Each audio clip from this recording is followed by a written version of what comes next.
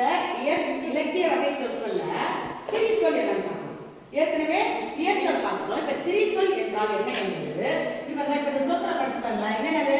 மங்கம், நாவாய், பைங்கா, மான, முருத்தவ.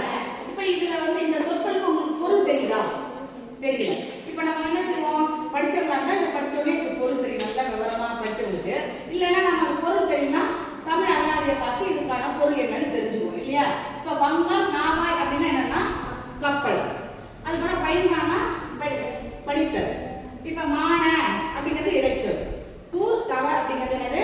உரிச்சொல். இதெல்லாம் என்னது? தூர் தவங்கிறது மிகுதியை குறிக்கக்கூடியது. இப்ப இதெல்லாம் எனக்கு படித்தவங்களுக்கு மட்டுமே பொருள் விளக்கக்கூடியது. நமக்கு தெரியலன்னா நம்ம வந்து தமிழகத்தை பார்த்து பொருள் தெரிஞ்சுக்கலாம்.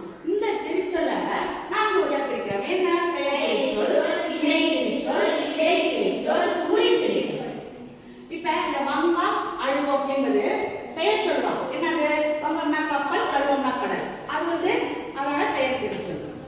வினை திருச்சொல்றப்ப இயம்பினான். இயம்பினான் என்னது? கூறினான். அப்ப இது வந்து வினை திருச்சொல். அன்ன, மான என்பது இந்த பெயர் திருச்சொல்லுக்கும் வினை திருச்சொல்லுக்கும் இடையில் வரக்கூடிய